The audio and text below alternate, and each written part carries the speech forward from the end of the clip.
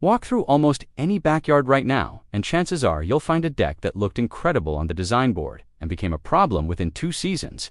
Boards that are already splintering, a pergola pulling away from the house. Composite planking is so hot in summer that nobody will walk on it barefoot, and in almost every case, the homeowner spent serious money to get there. I've been in outdoor design and landscaping for over a decade. I've rebuilt decks that were less than 3 years old. I've had clients tell me their deck costs more to fix than it costs to build, and they're not wrong. The same 10 design and installation failures come up time and time again, and most of them were completely avoidable. One feature on this list is being sold right now as the ultimate backyard upgrade. Showrooms love it. Contractors push it hard. It is the single feature I see fail the fastest and cost the most to deal with afterward. We'll get there. We're counting down from 10 to 1. The severity goes up as the number goes down. You're going to want to stay for number 1 because it doesn't just affect your deck. It can affect the structural integrity of your entire home. Number 10. Cheap, pressure-treated lumber with no maintenance plan. Pressure-treated wood is the default choice for decking. And there's nothing wrong with it in principle. It's affordable, widely available, and it does the job. The problem isn't the material, it's what homeowners expect from it. Contractors install it, it looks clean and fresh, and then nothing happens. No sealing, no staining, no annual treatment. Within 18 months, untreated pressure-treated lumber turns a washed-out gray. It starts to check, meaning small cracks form along the grain. It splinters. Kids and bare feet are the first casualties. Within 3 to 4 years, you're looking at a deck that appears far older than it is and is actively deteriorating from moisture exposure. Pressure-treated lumber needs to be sealed within the first year and maintained on a regular schedule after that. If you're not prepared to do that, composite decking is a better starting point. If you go with wood and skip the maintenance, the clock is already running. Number 9. A deck that's too small for real life. This one happens at the planning stage, and there's no fixing it without tearing the whole thing up and starting again. A deck gets designed on paper, it looks proportional in the drawing, and then it gets built, and the moment you put a table, for chairs, and a grill on it, there's nowhere left to stand. The rule most designers use is simple. Your deck should be able to hold your outdoor furniture comfortably with at least 3 feet of clear walking space around each piece. Most homeowners underestimate this significantly.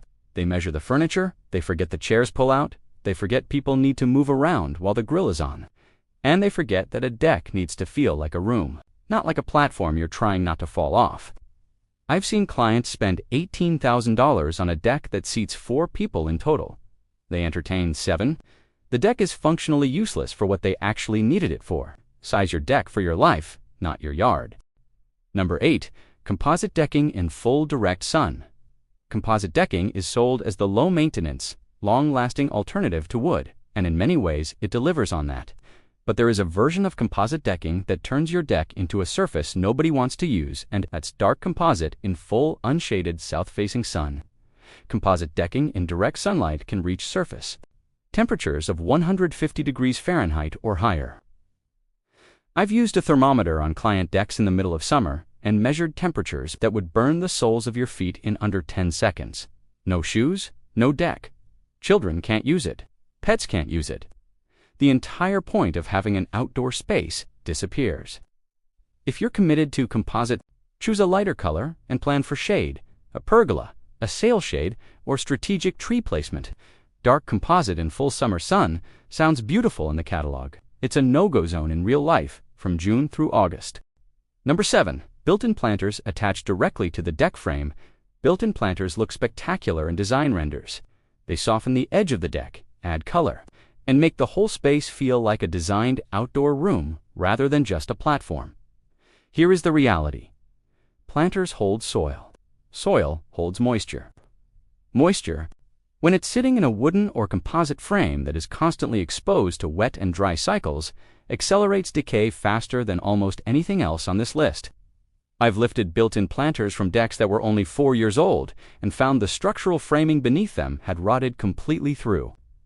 The planter looked fine from above. The deck was failing underneath it.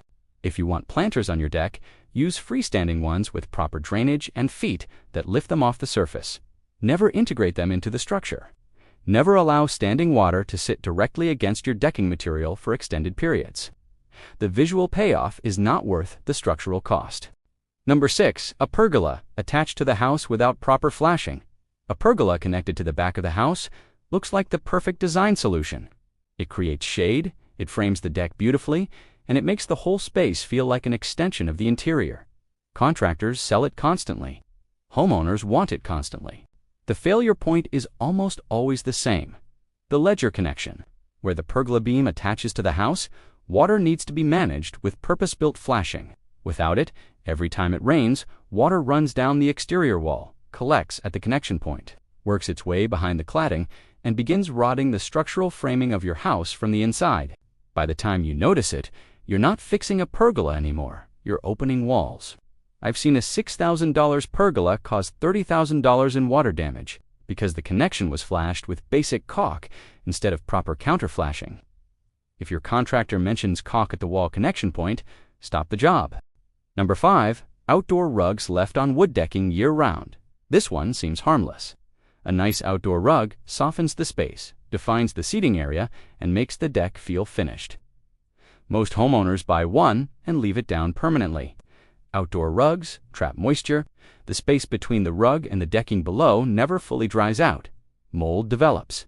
The surface of the boards stays damp far longer than the exposed sections. And over time, that constant moisture accelerates rot specifically in the areas hidden under the rug, which means you won't see the damage until it's well progressed. If you want a rug on your deck, use one with an open weave backing that allows airflow and drainage. Roll it up and store it through wet seasons. Never leave a solid backed outdoor rug sitting on wood decking for months at a time. The rot will find its way through, and it will find it in the sections you can't see. Number 4. Deck boards installed with no expansion gaps. This is a construction error that shows up more often than it should, and it happens because boards are installed tight and everything looks neat and perfect on day one. Wood expands with heat and moisture. Composite materials expand even more, without a consistent gap between each board, typically around 3 to 4 millimeters. That expansion has nowhere to go, so the boards buckle. They push against each other, bow upward in the middle, and create an uneven surface that is both visually awful and a genuine trip hazard. The fix is to pull every single board and relay the entire deck with proper spacing. There is no shortcut. A correctly spaced deck also drains properly. Water moves straight through the gaps rather than pooling on the surface. It's a small detail that determines whether your deck lasts 20 years or starts warping before the second summer is over.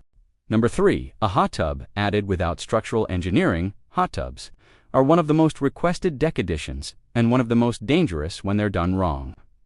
A filled hot tub, water, shell, and occupants can weigh anywhere from 4,000 to 6,000 pounds. A standard residential deck is typically designed to hold around 40 to 50 pounds per square foot. The math matters a lot. I've seen decks buckle under the weight of a hot tub that was added years after the original build without any structural assessment.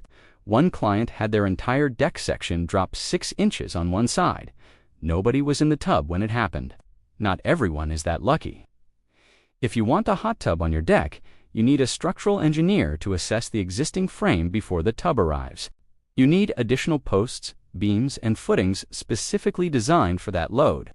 This is not a decision you make in the showroom on a Saturday afternoon. Get the engineering done first. Number 2. Electrical and lighting planned as an afterthought. Almost every deck conversation starts with the structure, the material, the size, and the railing. Electrical gets mentioned at the end, or not at all, and gets added as an afterthought when the homeowner realizes they want lights and a socket for the speakers. Retrofit electrical on a finished deck is expensive, visually messy, and in many cases means drilling through completed framing, running surface-mounted conduit along finished boards, and compromising the clean lines of the whole design. What should have been a concealed integrated system becomes a series of surface-mounted boxes and visible cable runs. Beyond aesthetics, afterthought electrical is frequently underplayed. One circuit for the whole deck. No provision for future additions, an outdoor socket positioned in the least convenient place because that's where the wire could reach. Plan your electrical before a single post is set. Know where every light, every socket, and every speaker connection needs to be. Running cables through the frame during the build costs almost nothing. Going back to Adam costs a significant amount. And it shows. Number 1, no ledger flashing. None. This is it. And I want you to take this one seriously, because this is not a cosmetic problem. This is a structural one. The ledger board is the piece of framing that connects your deck directly to the house. It carries a significant portion of the deck's load and transfers it to the structure of the building. Every deck attached to a house has one. And the way that ledger is flashed, meaning the way water is managed at that critical connection, determines whether your deck stays standing. Improperly flashed ledger boards allow water to penetrate the gap between the ledger and the exterior wall of the house. That water sits inside the wall cavity. It rots the rim joist. It rots the mudsill. It works into the structural framing. And because it's all hidden inside the wall, you won't know it's happening until something gives way. Deck collapses kill people. The majority of serious deck failures are traced back to a compromised ledger connection. I've worked on houses where the entire floor system at the back of the building had to be replaced because the deck ledger was never properly flashed and nobody noticed for 7 years. Before your deck is built, confirm with your contractor that purpose-built ledger flashing tape and counterflashing are being used at the wall connection. Ask to see it during the build before it gets covered up. This is the one thing on this list that is non-negotiable, because getting it wrong doesn't just ruin your deck, it can compromise your home.